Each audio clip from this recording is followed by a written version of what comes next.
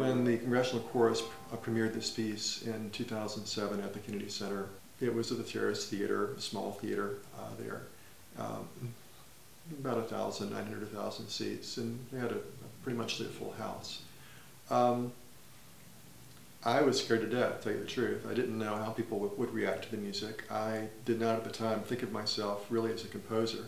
I sort of pinched myself and said, how the heck did I get here, you know? I actually was working in the Bill Clinton administration at the Environmental Protection Agency as a presidential appointee at the end of my time in public policy. And I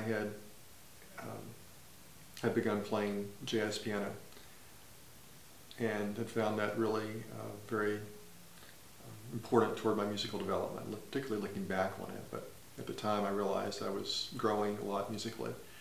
And I met David Simmons, who had a church choir in the Washington, D.C. area.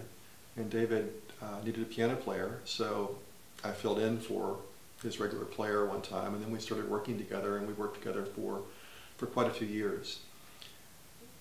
I started writing music for David's choirs, and when David became director of the Congressional Chorus in Washington, he invited me to write a piece, and one of his board members, Louise Buchanan, commissioned the work to commemorate the 20th anniversary of the chorus, and also in memory of the founding director, Michael Patterson, who had died the year before.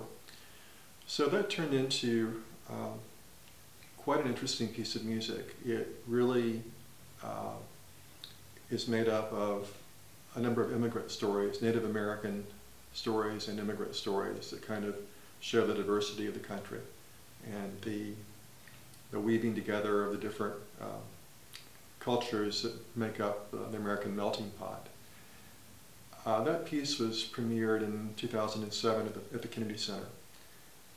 At the time I wrote the piece, I had really not studied music composition formally and had really never studied music at the college level. And I realized that it was not all that it could have been. And at the time I wrote it, I was still very involved in a number of other things. Music was not my main focus at that time, but it became more of a focus during that process. And I realized I needed more training, so I went back to school. And I got a master's in music composition at the University of South Florida. And then 5 years later, the chorus wanted to repeat the piece. And that gave me the opportunity to go back and revise it based on, you know, the fact that I knew more about composition.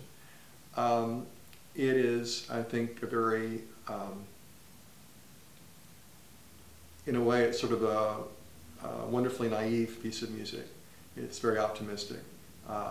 It is very reflective in its musical styles, and deliberately so, a derivative of the various musical genres, several that make up what we hear in the U.S., be it blues or a bit of klezmer music for the Eastern European immigrant experience, what we associate typically with Oriental music and some of the parallel fourths and fifths. And I do that in these sort of very short segments in order to let the audience immediately identify with the culture. And the lyrics, of course, also reflect those experiences. It is not the most musically sophisticated piece I've ever written, probably. And if I were to start from scratch today, I would probably want to do some things differently. But I think it works really, really well for its intended purpose and for its audience. And I've been extremely pleased with the reception it's gotten. It's been very, very gratifying.